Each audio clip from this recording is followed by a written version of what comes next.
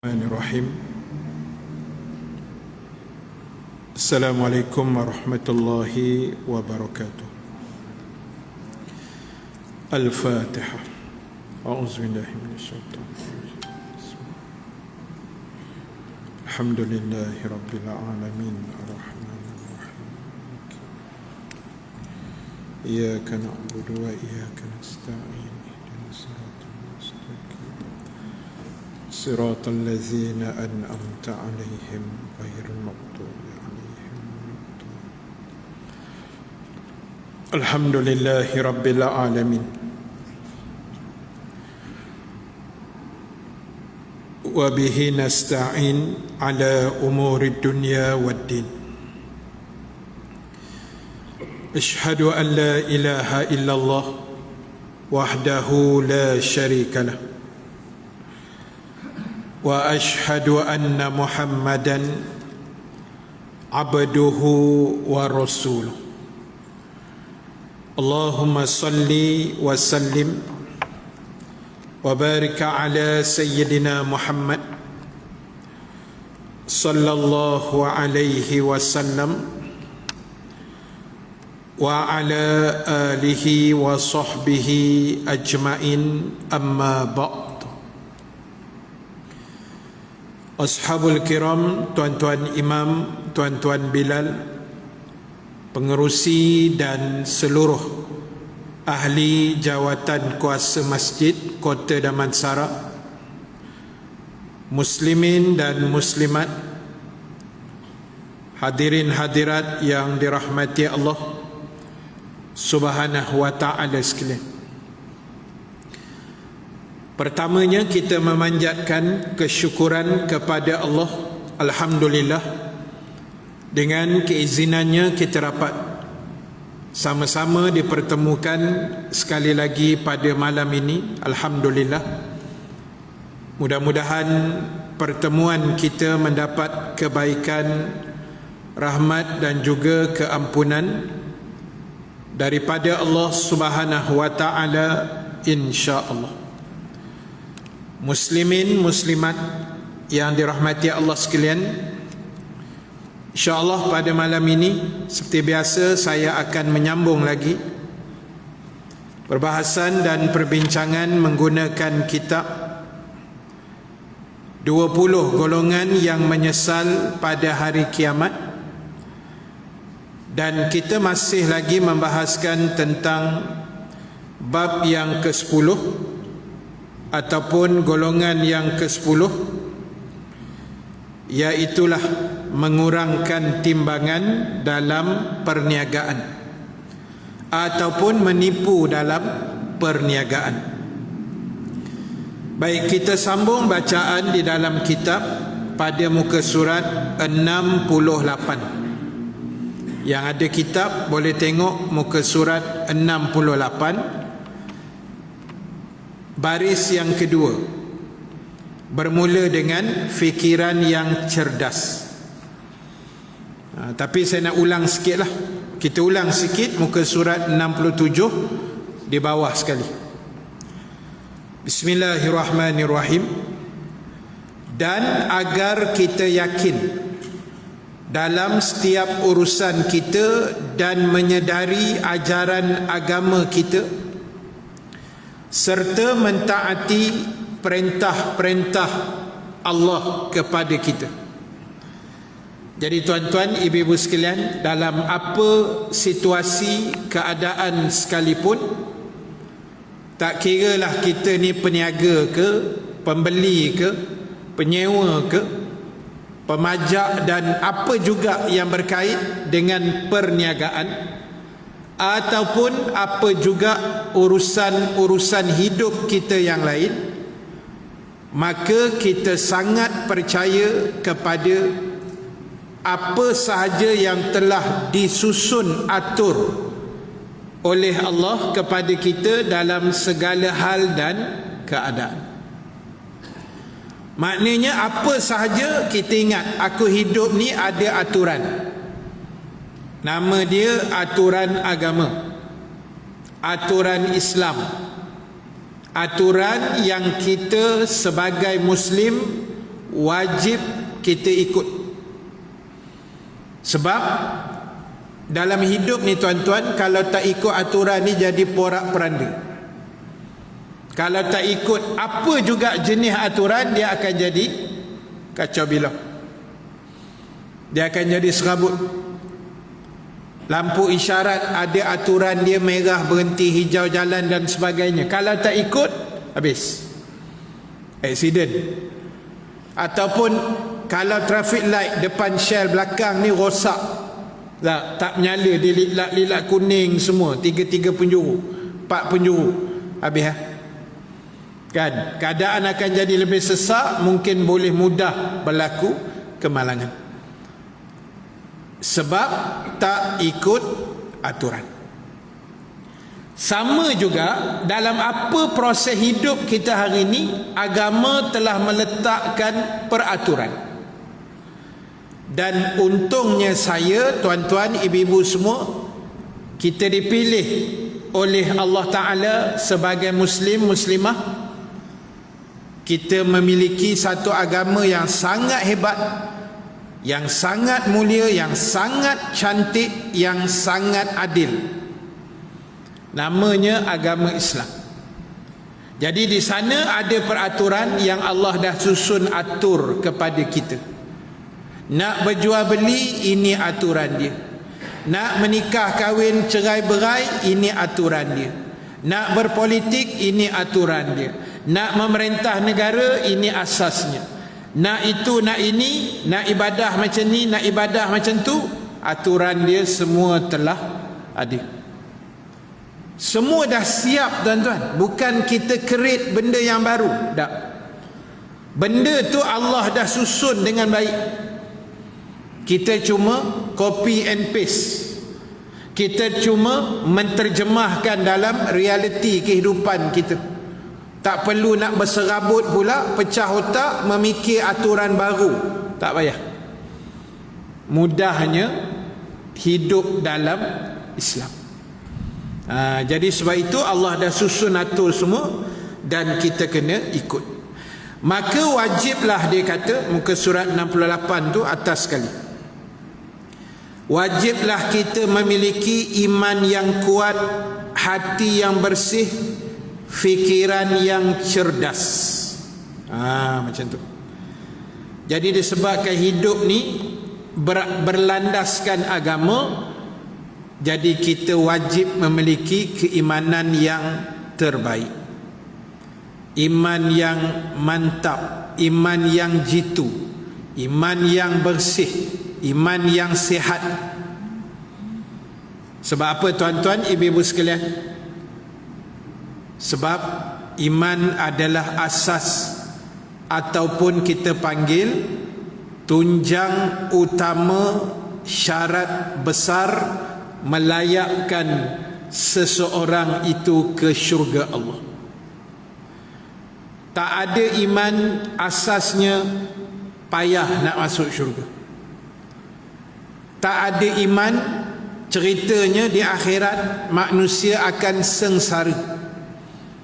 Sebab itu bila kita hidup atas dunia ni, tolonglah kita build in, kita bina, kita letakkan sesuatu dalam jiwa kita bersandarkan iman. Iman ni, tuan-tuan, ibu-ibu sekalian, dia memakan masa.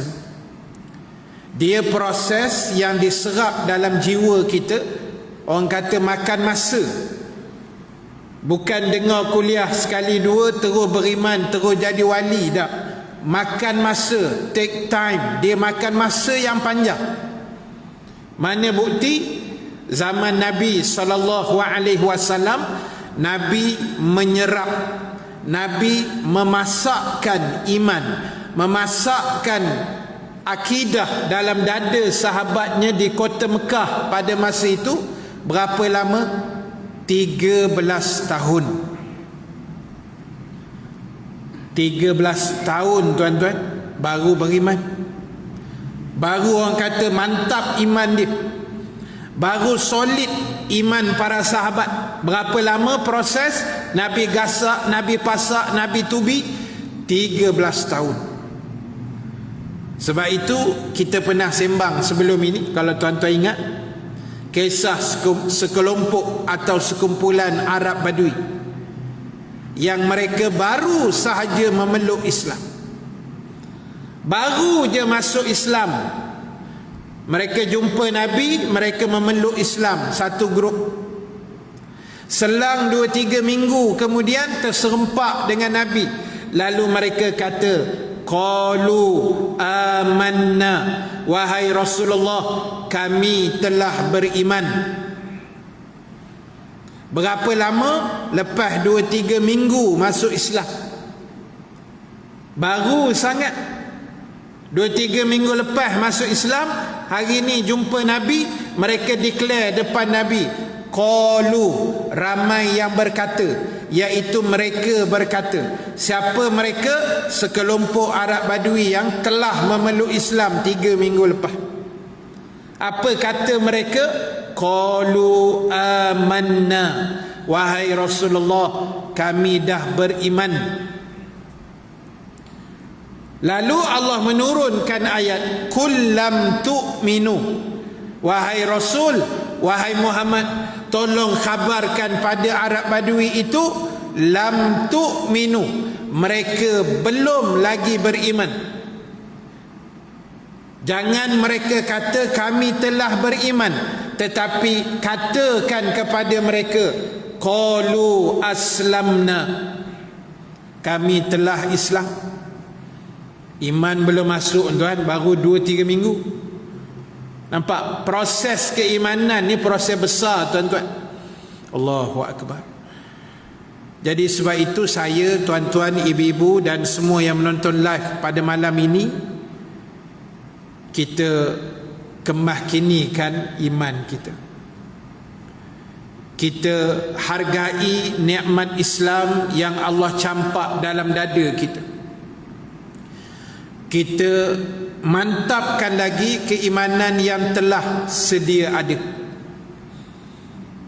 Sebab tuan-tuan, proses ni proses yang panjang. Kita belajar agama ni mungkin daripada kecil lah, daripada kita sekolah rendah. Hari ni umur kita dah 3, 4, 5, 6, 70 tahun. Di hujung usia, insya-Allah saya yakin iman yang ada dalam dada kita ni insya-Allah iman yang terbaik, insya-Allah. Amin ya rabbal alamin. Sebab benda ni tuan-tuan, iman ni dia berkisar soal hidup. Soal hidup. Saya sebut dalam kuliah duha pagi tadi. Kita ambil contoh 5 negeri masih banjir. Walaupun kadar air mungkin dah surut sikit, tapi masih ada lebih kurang 10,000 lagi yang berada di pusat penempatan banjir di 5 negeri: Kelantan, kemudian Pahang, Selangor, Negeri Sembilan, Melaka. Dan masa kita mula-mula dikejutkan dengan isu banjir seminggu 2 lepas, bermula dengan kawasan kita di Shah Alam, membawa ke Seri Muda, membawa ke Seri Nanding di Hulu Langat, sampailah di tempat saya, Paya Jaras, Sarjana Utama Sungai Buloh, di Puncak Alam juga, habis semua tenggelam. Dan bila kita tengok video-video yang diviralkan, iaitu maksud saya video mangsa banjir, saya tengok bila NGO, pihak berwajib dan NGO ni lah, macam-macam NGO ada, dan juga saya ada tengok Ustazah Asma Harun, ustaz-ustaz lain juga, bila mereka interview mangsa-mangsa banjir, macam mana keadaan banjir ni berlaku, luar biasanya bagaimana, kan. Hampir kesemua mereka menjawab, kami redha dengan ujian Allah. Kami terima banjir ini sebagai satu ujian dan kami redha. Allahu Akbar. Tuan-tuan, ini jawapan orang beriman. Kita tak banjir, tak apa tuan-tuan. Alhamdulillah lah kita tak banjir dah. Tak kena. Yang kena dia boleh jawab macam ni tuan-tuan, memang kita tabik. Rumah tenggelam, yang hanyut pun ada. Kenderaan rosak, dokumen hilang, barang keperluan asas rosak. Dah. Lepas tu yang paling mustahak, kenderaan ada rosak. Tiba-tiba mereka jawab, kami redha, ini semua ketentuan Allah, benda berlaku sepantas kilat. Baik itu kalau tuan tengok di surau Sri Nanding tu, masa mula-mula air naik, diorang semua bawa lari kenderaan dekat surau. Dekat surau tu. Sebab surau tu agak tinggi, dan kebiasaannya kata mereka, banjir biasa tahun-tahun sebelum, surau tu air tak naik. Tu yang pakat motor penuh, kereta penuh kat surau tu. Takdir Allah kali ini naik tak. Tu yang pakat naik atas bumbung tuan. Dah tak ada lokasi nak menyelamatkan diri.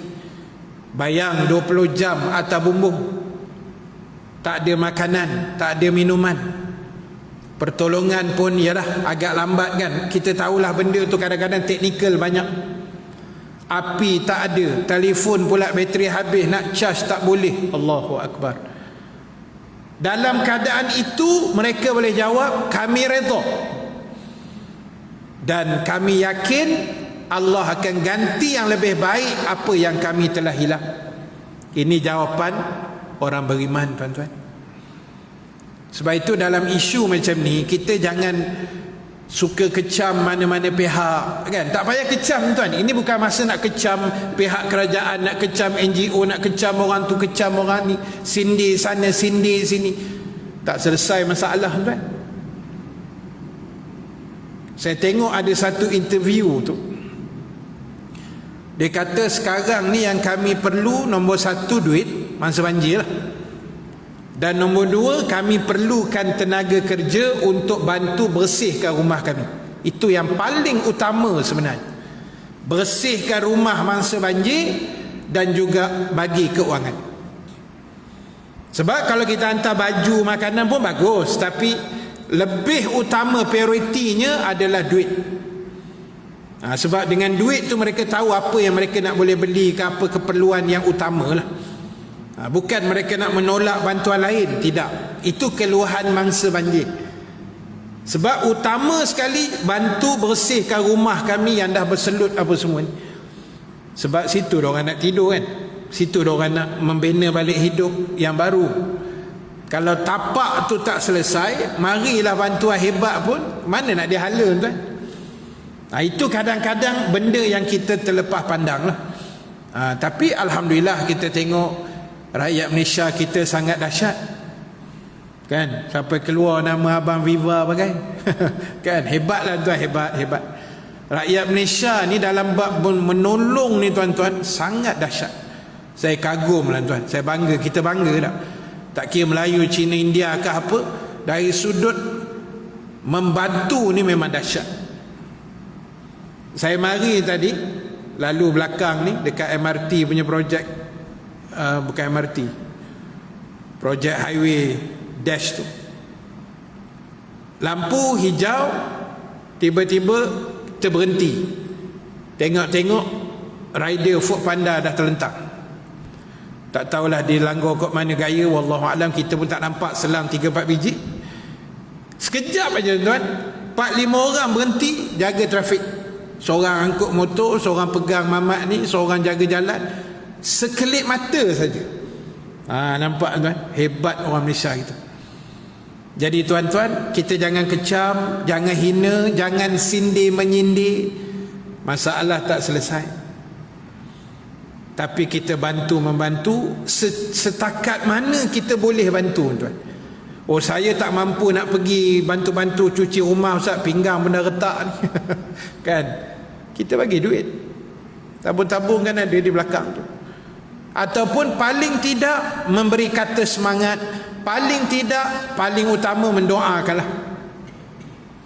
Ya Allah, Engkau mudahkan urusan segala mangsa-mangsa banjir ya Allah. Kuatkan semangat mereka ya Allah. berikan kekuatan jiwa pada mereka ya Allah, sabarkan mereka. Banyak tuan-tuan doa kita boleh minta. Kita jangan buat tindakan yang bukan-bukan. Sebab saya tengok kadang dalam media sosial pun ada kan, perli memerli, sindir menyindir, kata mengata. Dia menimbulkan polemik yang tidak sihat, tuan-tuan. Sedangkan kita baca kitab tadi, dia sebut tugas kita membentuk keimanan yang kuat dan jiwa yang bersih, hati yang bersih dan fikiran yang cerdas. Bila ada iman, tuan-tuan, insya-Allah hati kita bersih. Soal hati ni, tuan-tuan, dia melibatkan iman.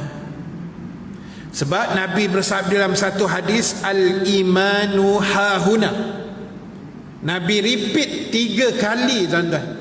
Al-imanu hahuna. Al-imanu hahuna. Nabi tunjuk jari dia dekat dada sini. Nabi kata iman ni duduk dalam ni, kata Nabi. Iman itu tempatnya di sini, dalam hati kita. Sebab itu bila orang ada iman, tuan-tuan, kemana pun dia campak, kemana pun dia hala, tak ada masalah. Kita dah tarbiyah anak kita daripada kecil, jangan tinggal solat, Allah ada di mana-mana, apa adik buat Allah nampak, Allah tahu. Kita tarbiyah dia daripada kecil sampai dia membesar, dia dapat sambung belajar dekat Moskow, Rusia, negara kafir, tuan. Kita tak bimbang, sebab iman dah ada dalam dada dia. Cuma kita monitor kot jauh, berdoa dan sebagainya lah. Basic tu dah ada, tak ada masalah. Tuan-tuan, dia jadi mudah. Tak kira di mana sahaja orang ada iman, dia akan jaga semua amalan dia. Ketika banjir pun dia tak tinggal solat. Ada orang tanya, boleh ke ambil uduk dengan air banjir, Ustaz? Boleh, tak ada masalah. Ambil lah, kan? Kemudian solat basah-basah, Ustaz, tak apa, solat lah. Kadang-kadang kita dalam keadaan darurah tak, pakaian lain tak ada, itu je sehelai sepinggang, orang kata sembahyang. Orang ada iman, tuan-tuan, dia akan jaga benda tu. Saya malam tadi baru sampai, malam semalam, daripada Langkawi. Dah hampir 2 tahun tak balik kampung isteri lah, kampung isteri. Jadi saya balik minggu lepas. Antara agenda saya, satu kuliah lah, mereka akan susun, tapi tak banyak pun, ada satu kuliah yang sahabat tu susun. Dan nombor 2, aktiviti wajib pergi mancing, kan? Sebab saya kaki mancing. Jadi malam tu pergi mancing. Saya pergi petang, dekat pukul 7 naik bot. Bot agak besar juga. Anak murid atur semua, dia kata, Ustaz nak buat besar ke kecil? Saya kata tak kisah, besar kecil, janji selesa sikit, okey. Saya pergi 3 orang, kan. Pakcik tu kira tekong bot lah, otai lah, yang dia tahu lubuk ikan apa semua, kan. Lepas tu saya seorang lagi peneman Tok Imam masjid. Tok Imam, Tok Imam kaki mancing tak, Tok Imam? Pergi, tuan, naik bot sampai di tengah laut. Tak adalah tengah mana pun, nampaklah pulau-pulau Langkawi tu, kan, depan-depan tu je. Masuk maghrib, saya memang dah ready dah, air semayang siap-siap, kan. Senang, malas nak terjun laut ambil air semayang. Kan, kita standby siap-siap. Lepas tu imam kata, Ustaz, kita berjemaah, Ustaz? Boleh, tak ada masalah. Saya nak cerita iman, tuan-tuan. Dan pentingnya environment yang baik. Saya kata, sebab entah imam masjid, entahlah imam, anak ustaz je. Boleh, Ustaz, tak ada masalah. Rupa-rupanya, tuan-tuan, semayang tu sambil berdiri, tuan. Saya lah kepala, aku nak semayang duduk lah, kan. Sebab kita tak biasa, tuan, terhuyung hayang, kan. Ombak boleh tahan jugalah. Alun, dia panggil alun tak, beralun-alun. Saya tengok pakcik tu dengan imam steady, tuan, tak bergoyang. Saya macam nak terbalik masuk laut, tuan. Teruk betul orang KL, kan. Kita tak biasa. Saya kata, ya Allah, lamanya nak habis rakaat. Steady tuan. 3 rakaat maghrib berdiri kami semayang. Steady. Walaupun kalau tak mampu sebab mungkin terlampau kuat, boleh je duduk tak. Dari segi hukum boleh, tak ada masalah. Kan syarat dia kalau mampu berdiri kan. Tapi kalau berdiri dah huru-hara macam tu, bolehlah duduk. Tapi disebabkan imam pun steady, saya pun kena steady lah. Habis tu depa wirid, saya sambung jamak 2 rakaat isyak pula. Steady tuan, kita pun dah terbiasa 3 rakaat tadi kan. 2 rakaat pun selamba je, walaupun goyang tak. Nak cerita apa?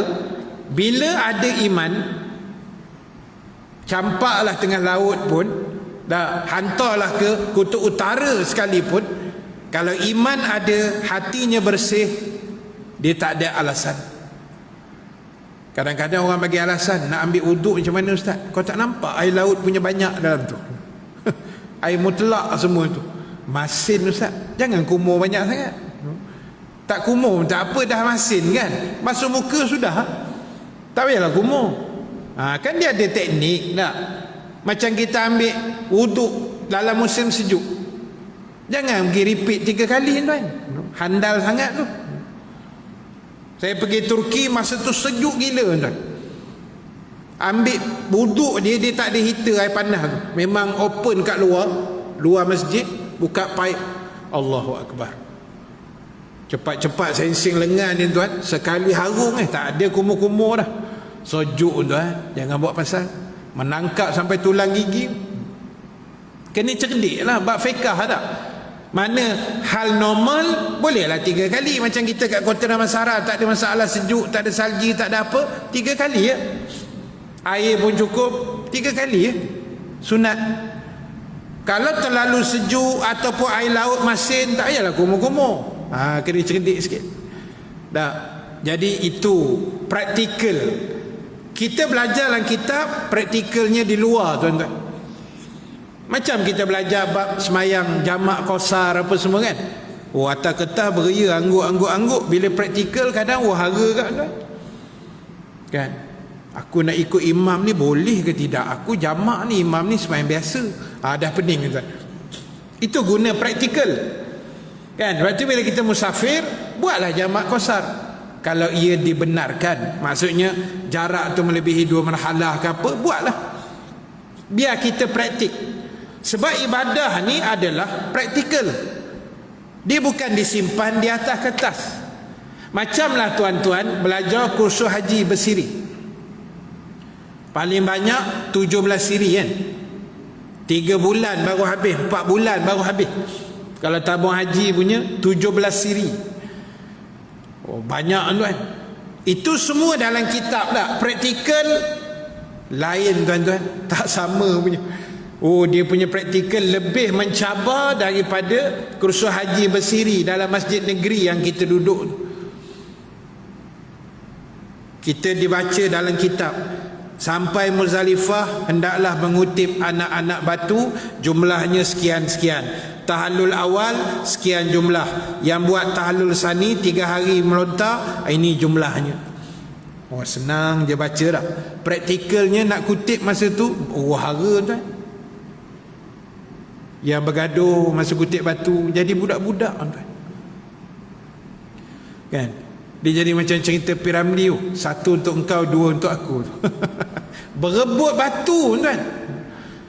Wah, Pak Haji semua pakai ihram elok tak? Umur semua dah veteran-veteran, tapi perangai tengok Allah tarbiyah kita musim haji, perangai jadi budak-budak tuan. Korek-korek pasir tu kan perangai budak-budak. Kutip batu kan kena korek pasir kan, dekat Muzdalifah tu. Kalau nak canggih sikit, korek pakai sudu kan. Kalau jari mah hancurnya. Korek dengan sudu sampai bengkok sudu tu. Nak kutip batu. Lepas tu berebut pula, bergaduh pula. Ada yang bawa jumpa saya batu besar penumbuk pun ada. Dia kata, ustaz besar ni okey tak? Saya kata ni kalau macam ni syahid setan. Setan boleh syahid ni kalau batu besar penumbuk ni ji. Besar sangat ni. Allah ustaz, alang-alang katanya. Tuan-tuan, dalam Islam dia tak ada, ibadah ni dia tak boleh alang-alang, tak boleh. Boleh faham no? Dalam Islam, ibadah ni kita tak boleh suka hati, alang-alang pula. Oi, besar batu, alang-alang melontar Ustaz. Kalau halus tu tak puas Ustaz. Dia bukan cerita puas tak puas, dia cerita ibadah. Mana boleh alang-alang tuan? Tak boleh. Saya kata besar sangat ni Ji, letak ambil batu lain. Semangat Ustaz katanya. Yang kau baling pun dindingnya, mana setan pun tak tahu. Kan? Tak payahlah besar benar. Besar penumbuk tuan, sungguh. Ni cerita betul. Haji 2010, 2011. Kan? Dikutip bahawa ustaz saya pun terperanjat, bukan setan terperanjat, ustaz pun terperanjat tuan. Besar gila batu Pak Ji. Dia tak boleh halang-halang nak melontar, tak boleh. Dia mana boleh halang-halang tuan. Macam kita lah dah buat umrah. Ni saya dengar tadi dalam radio, kemungkinan di Saudi dijarakkan balik tuan.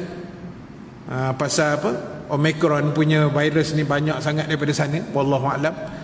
Penjarakan tu dan pemakaian pelitup muka dan penjarakan diwajibkan semula. Allahu akbar.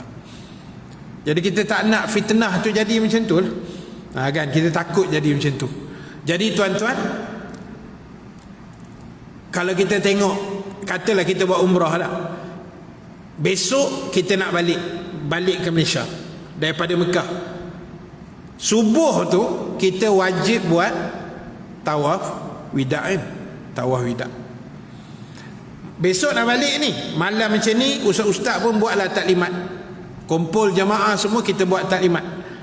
Besok bangun pagi, mandi semua, lepas tu pakai pakaian yang cantik, pakaian nak balik Malaysia lah, yang lawa-lawa tu. Ambil uduk siap-siap, pergi Masjidil Haram, semayang sunat apa semua, semayang subuh. Habis solat subuh, terus tawaf wida'. Kita ajar step by step. Daripada mula mandi, pakai baju, ambil uduk, semua kita ajar ni, supaya jamaah jangan buat silap. Dan habis tawaf wida' 7 keliling, semayang sunat di makam Ibrahim, lepas tu doa menangis semua, balik terus ke hotel, sarapan, tunggu bas, sampai bas jalan. Beg dah buat turun siap-siap. Kita pesan malam punya taklimat untuk besok pagi.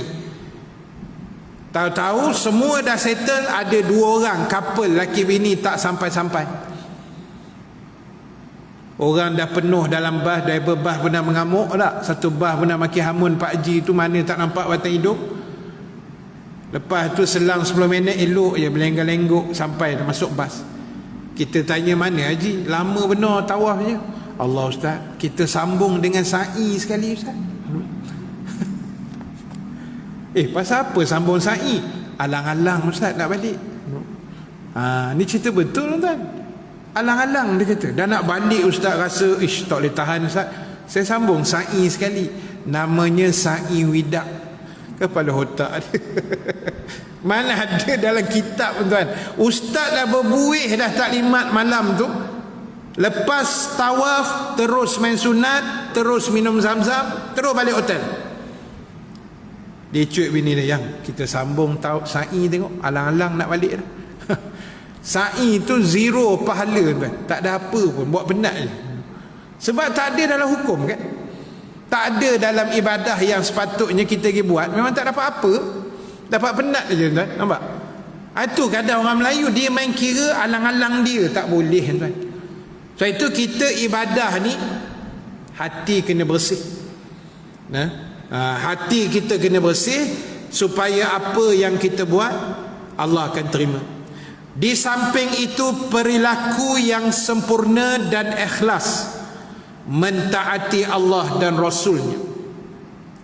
Jadi ingat, dalam kita mentaati Allah, mentaati perintah Rasul, apa pun mesti ikhlaskan diri kita. Mesti ikhlas tuan-tuan. Ikhlas ni boleh cakap boleh cakap, ambil lah Ustaz, saya ikhlas ni, saya ikhlas ni Datuk, saya ikhlas ni Tuan Haji. Boleh cakap, tapi realitinya hanya kita dengan Allah saja yang Maha mengetahui. Namun apa pun tuan-tuan dalam hidup, pastikan niat kita betul-betul ikhlas dalam kita mentaati Allah dan Rasulnya. Baik lagi disebut selalu memberi nasihat kepada sesama saudara kita. Jadi nasihat ni kita boleh bagi dalam kepelbagaian bentuk, dalam kepelbagaian cara.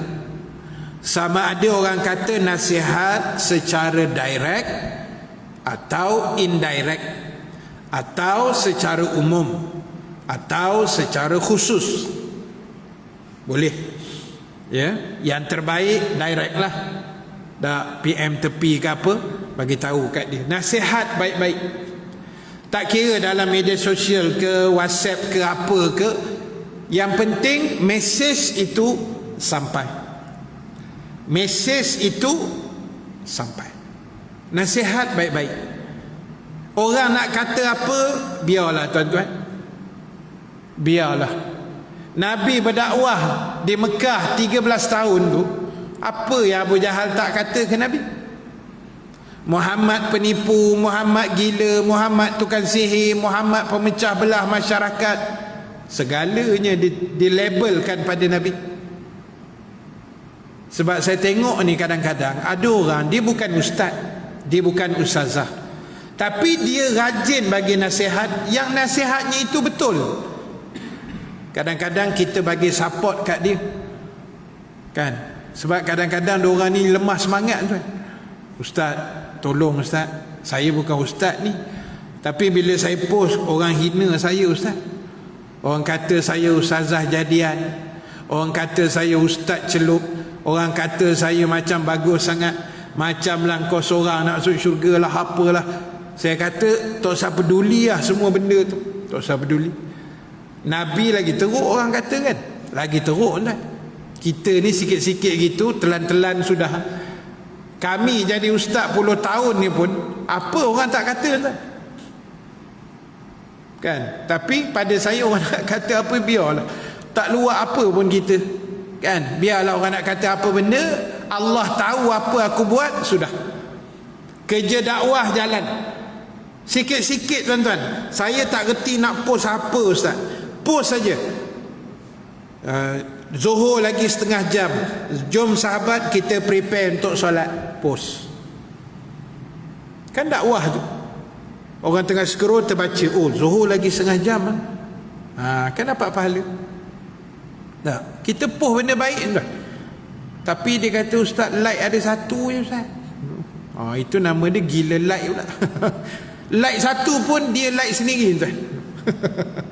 Tak payahlah like tu, biarlah. Tak like ke tak like, lantak lah. Janji kita post tu dah dapat pahala, orang baca pula dapat pahala, orang ikut pula dapat pahala. Tadi saya post dalam TikTok, tak sangka pula macam viral agak sikit.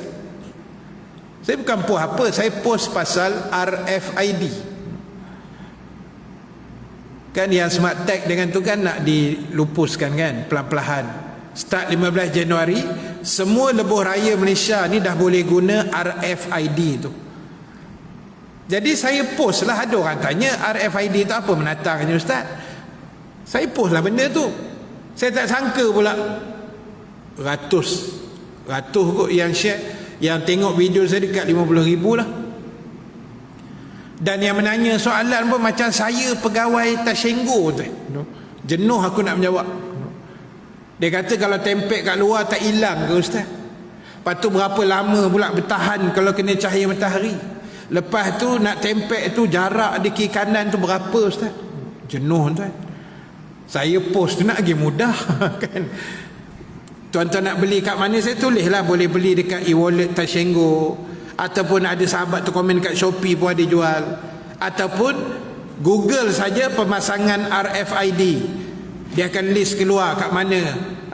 Kedai tayar pun ada, lim tayar pun ada, kedai kereta buat macam-macam lah yang disub oleh Tashenggo, boleh pasang kat situ.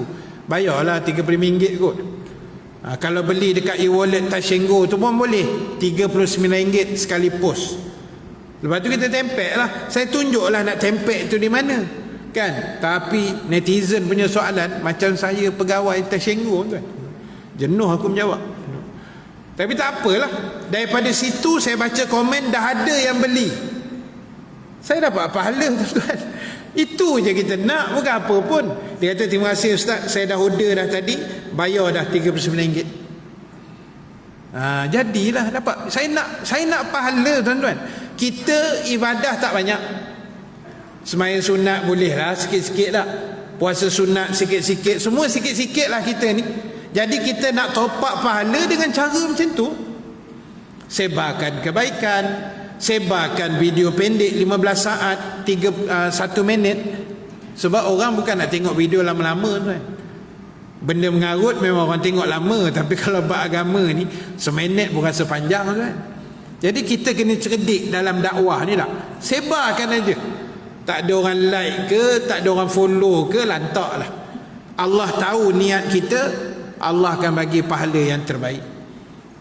Jadi sebab tu dia kata tadi, hendaklah kita selalu memberi nasihat kepada saudara mara kita ataupun orang-orang Islam yang lain. Ingat memberi nasihat, bukan kecam. Jangan kecam tuan, saya ulang balik, jangan kecam. Kan, bila kecam ni kita dapat dosa nanti. Just kita nasihat, nampak orang tu post satu video tak elok kan, golek-golek ke apa, joget-joget, kita komen situ. Saya doakan saudari mudah-mudahan satu hari besok ada ruang untuk berubah. Dan kalau boleh delete lah video ni. Komen elok-elok. Dah, komen elok-elok. Ada pahala tuan. Kadang-kadang dengan kita lembut komen macam tu, orang boleh berubah. Sebab hati kita ni Allah yang pegang tuan.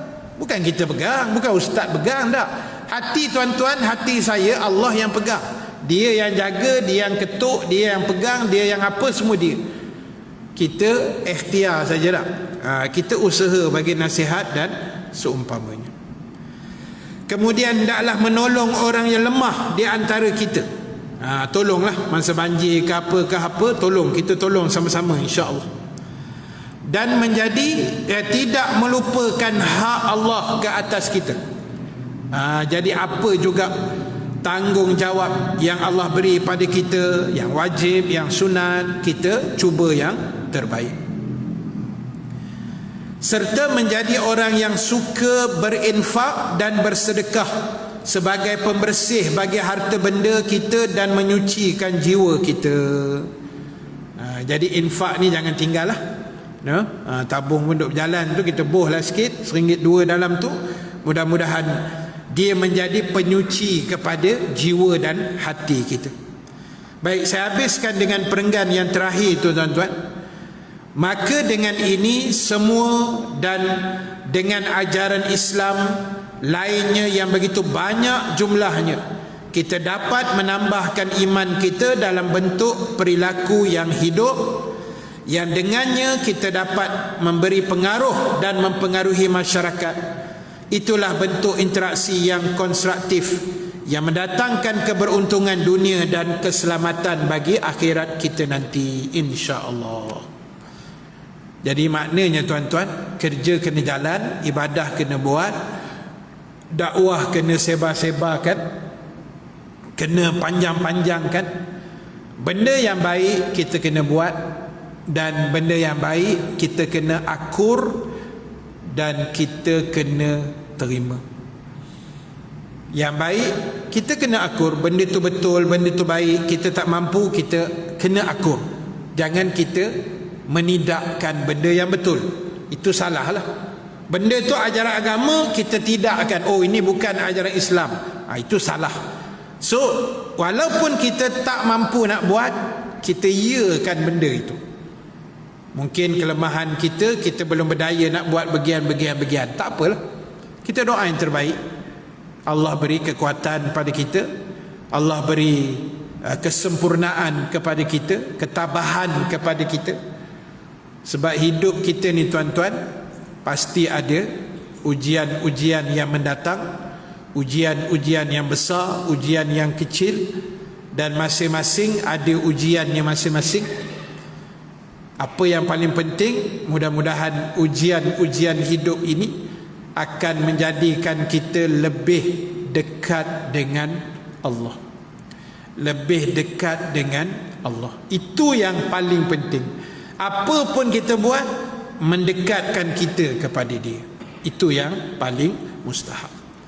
Baik, tuan-tuan ibu-ibu sekalian, sebagai kesimpulan akhir, tajuk kecil keburukan tipu, yang tu kita sambung insya-Allah pada 29 Januari lah, tahun depan, bulan depan insya-Allah. Jadual saya setiap 29 hari bulan insya-Allah.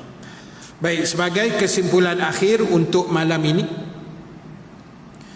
yang pertama sekali, muslimin muslimat, apa pun dalam hidup kita hari ini, kita kena letakkan sandaran terbaik kita hanya kepada Allah. Ingat, aku ada Allah, aku ada Nabi, aku ada agama Islam. Apa pun serah pada Allah Ta'ala. Kita tak ada apa-apa tuan-tuan, kita tak ada kekuatan. Tuan-tuan boleh datang malam ni, saya boleh datang kuliah malam ni, Allah yang izin. Itu saja. Bukan sebab kita sihat ke apa, tak ada. Itu semua asbab lain. Allah izin tu jadi kunci utamanya tuan-tuan. Yang kedua, apa pun dalam hidup, niat kita mestilah ikhlas kerana Allah, jangan kerana yang lain-lain. Dan yang ketiga tuan-tuan, sebarkan kebaikan walaupun kecil. Setakat mana kita mampu, kita panjang-panjang, kita sharekan, kita sebarkan. Paling tak reti pun kita copy and paste ke apa-apalah, mutiara kata yang baik-baik ke apa, kita just sebar-sebarkan saja. Walaupun kita bukan ustaz ke ustazah, tak apa, itu bukan persoalan. Yang penting kebaikan mesti kita sebarkan selalu, insya-Allah. Baik, tuan-tuan ibu-ibu sekalian, itu yang boleh saya share sedikit pada malam ini. Mudah-mudahan Allah merahmati kita. Dan seperti biasa, malam ni saya buat kutipan untuk tabung kebajikan kita lah. Kan, ramai yang susah sekarang ni tuan-tuan. Jadi dengan sedikit sumbangan tuan-tuan tu, mungkin pada kita sikit, tapi pada orang terima tu mungkin besar lah, yang boleh meringankan bebanan mereka, insya-Allah. Jadi terima kasih atas sumbangan tuan-tuan. Tabung macam biasa kat luar sana. Mudah-mudahan Allah permudahkan. Aqulu qawli hadza wa astaghfirullahal azim li wa lakum. Wassalamu alaikum warahmatullahi taala wabarakatuh.